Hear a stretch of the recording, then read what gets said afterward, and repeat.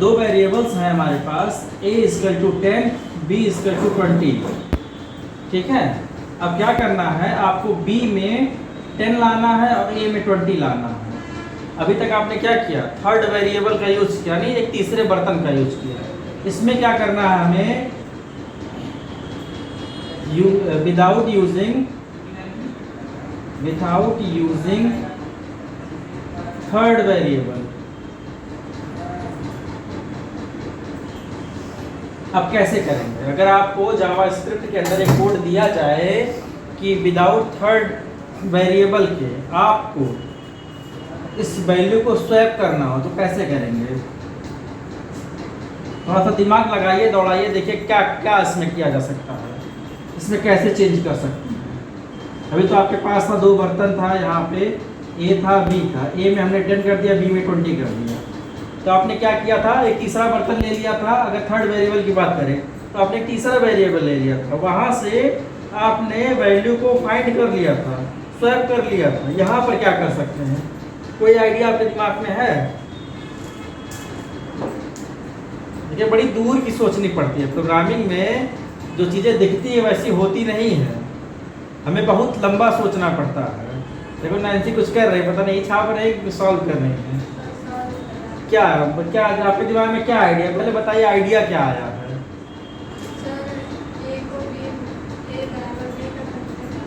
ए बराबर बी कर सकते हैं डायरेक्टली, तो आपने ए बराबर बी कर दिया, ए बराबर बी किया ना। आप इसको बोलेंगे ए साइन बी, बराबर मत बोलिएगा, बराबर के लिए डबल साइन लगता है। ठीक है, बी में क्या है, 10 है, बी में 10 हो जाएगा तो ए में 10 हो जाएगा, यानी दोनों की वैल्यू सेम हो जाएगी। जो चीज़ बी में रखा है वही चीज़ आपने ए में डाल दिया, ए में 10, आप देखिए दोनों की वैल्यू सेम हो गई, ए और बी दोनों बराबर हो गए। कुछ और सोचिए, इसके अलावा कुछ और सोचिए। हाँ, अरे जी धीरे गुड़ा वाला ना कराओ, इसको क्रॉस मल्टीप्लाई बोलते हैं। इतना शुद्ध हिंदी ना बोलो, नहीं आगे चल के पढ़ाई में आपकी बहुत दिक्कत होगी।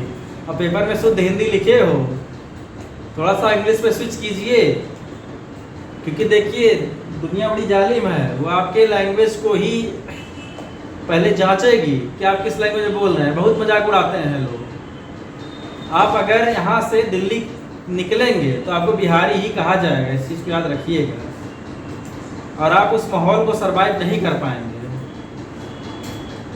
इसीलिए कह रहा हूँ इंग्लिश पे ज़्यादा फोकस कीजिए। जो वर्ड्स बोलिए, आप हिंदी बोलिए अच्छी बात है, लेकिन हिंदी के साथ साथ आपके पास इंग्लिश नॉलेज होना ज़रूरी है, क्योंकि जो भी स्टैंडर्ड किताबें हैं वो इंग्लिश में ही मिलेंगी और आपको उसको ट्रांसलेट करने में बड़ी दिक्कत आएगी। देखिए ग्रामर बोलने वाली इंग्लिश अलग होती है, हम लोग जो पढ़ते हैं वो अलग होती है, लेकिन किताबों की इंग्लिश अलग होती है।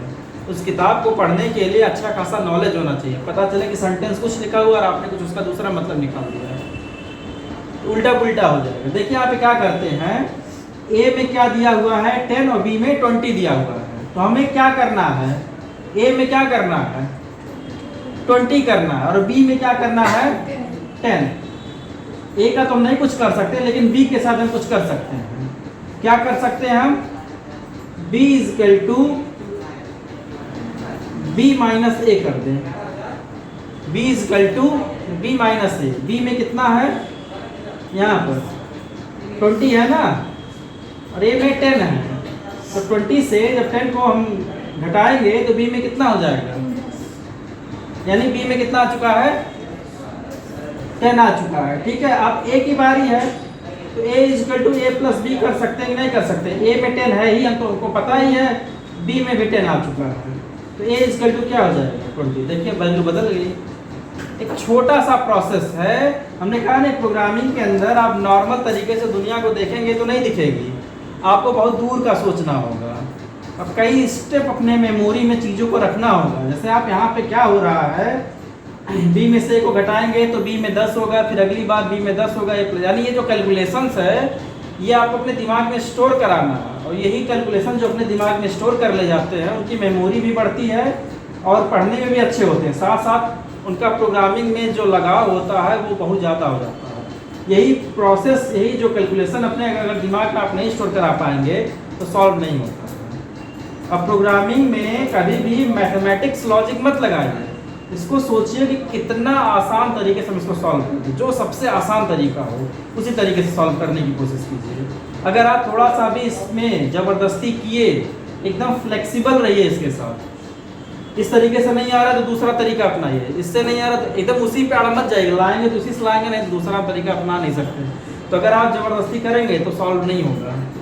आपके पास प्रोग्रामिंग में कोई बाउंडेशन नहीं होता, आपकी मर्जी, जो मन वो कीजिए, रिजल्ट लेकर आइए, और जब इस पे कई वैल्यूज़ को डाला जाए तो वैल्यूज़ को सही, इसका रिजल्ट जो है सही दे।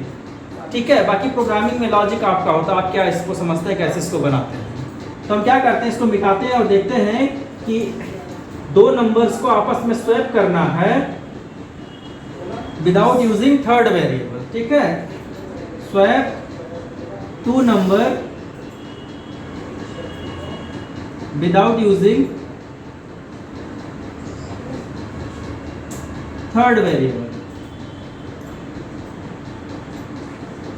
थर्ड वेरिएबल, वेरिएबल्स क्या होते हैं? वेरिएबल्स हमारे मेमोरी के अंदर एक टेम्परेरी स्टोरेज होते हैं जो कुछ समय के लिए हमारे डेटा को होल्ड करके रखते हैं। जैसे हमने कहा a इक्वल टू 10, a क्या है?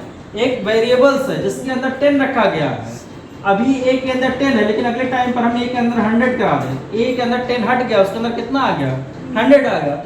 a कोई ऐसी वैल्यू नहीं है, एक जगह उसके अंदर हम कुछ भी रख सकते हैं। जैसे हमारे पास एक डिब्बा है, उस डिब्बे के अंदर चीनी रख दिए, दाल रख दिया, नमक रख दिया, जैसी मर्जी जैसा यूज। ठीक है, अच्छा, कुछ ऐसे भी वैल्यूज होते हैं, कुछ हमारे घर में ऐसे भी बर्तन होते हैं जिनमें हम वही चीज रखते हैं। जैसे हमारे पास रोटी रखने वाला पॉट होता है, उसमें ऐसा नहीं होता कि इसमें दाल निकाल दे किसी दिन, वो स्पेशली उसमें रोटी ही रखते हैं। तो ऐसे इसमें भी कुछ ऐसी चीजें होती हैं, ऐसे वेरिएबल्स होते हैं जिनकी वैल्यू नहीं बदलती। जैसे पाई है, पाई जिसको हम ऐसे बनाते हैं, इसकी वैल्यू क्या होती है? 3.14, यानी 22/7। इसकी वैल्यू नहीं बदल सकते हैं, इसकी वैल्यू सेम है। स्मॉल जी 9.8, इसकी वैल्यू नहीं चेंज की जा सकती। ये सब क्या है? इनको बोलते हैं कांस्टेंट। इनकी वैल्यू को चेंज नहीं किया जा सकता है कि नहीं जब मर्जी आए तो इसको हम हटा दें। पाई की वैल्यू भाई आप नहीं चेंज कर सकते, पाई प्री डिफाइंड है, साइंटिस्टों ने पाई के मान को डिफाइन किया हुआ है। लेकिन ए बी जो हम डिफाइन कर रहे हैं वो वेरिएबल्स होते हैं। वेरिएबल्स का मतलब वेरी करना, ठीक है, जो अपने अंदर के वैल्यू को बदल सके। ये अपने अंदर के वैल्यू को नहीं बदल सकते। ठीक है, अब इसमें क्या करते हैं, इसको मिटाते हैं इसको। चलिए b लिखते हैं, b = 20। हमें अब उल्टा करना है, a में हमें 10 प्रिंट, a में 20 प्रिंट कराना और b में 10 प्रिंट कराना है। हम क्या करेंगे, यहाँ पर b लिखेंगे, b = b - a। इससे क्या होगा? अभी इसमें हमेशा राइट साइड वाले वैल्यू पे ध्यान दीजिएगा, लेफ्ट साइड वाले वैल्यू पे ज़्यादा ध्यान मत दीजिएगा। पहले राइट साइड वाले पे, इस पे ध्यान दीजिए। b में से a घट गया, यानी 20 में से 10 घट गया, तो यहाँ पे कितना बचा? 10। 10 किसको चला जाएगा? 10 जो है b के बराबर नहीं है, b के अंदर चला जाएगा 10, यानी b के अंदर अब क्या रखा है? 10 रखा है। ठीक, इतना कंफर्म हो गया ना। आगे a = a + b कर देते हैं। हमने क्यों ऐसा किया? क्योंकि हमें a के अंदर 20 चाहिए था। ऐसा कोई लॉजिक नहीं है, ट्रिक नहीं है कि पहले से डिफाइंड है ऐसे ही करना है। आपके पास और कोई रूल है तो उससे भी कर सकते हैं। a में 10 है, b में 10 है, यानी a में हमारा 20 आ चुका है। तो हम क्या करेंगे, document.write लगाएंगे। document.write a को करा लीजिए, a = यहाँ पे कॉमा लगा के a कर लीजिए। फिर से एक बार लाइन लिखिए, document.write b कर लीजिए, प्रिंट हो गया। यहाँ से हम स्क्रिप्ट को चालू कर लेते हैं और यहाँ पे हम स्क्रिप्ट को बंद कर लेंगे। तो ये बहुत छोटा सा, बहुत लॉजिकल प्रोग्राम है, बहुत ज़्यादा एक पूछे जाने वाला प्रोग्राम है। जब भी आप कोई भी प्रोग्रामिंग लैंग्वेज पढ़ेंगे, चाहे जावा स्क्रिप्ट पढ़िए, चाहे इसके बाद आप सी लैंग्वेज पढ़ेंगे या पाइथन पढ़ेंगे, जिसकी मर्जी वो, जो मर्जी वो पढ़िए, ये क्वेश्चन सबके अंदर आते हैं और एक कॉमन जो लॉजिक है वो सब में लगता है। ऐसे सब में सॉल्व करेंगे। हर प्रोग्रामिंग लैंग्वेज के अंदर लिखने का और उसमें चीज़ों को समझने का सिंटेक्स अलग होता है। ठीक है, इसको नोट कर लीजिए।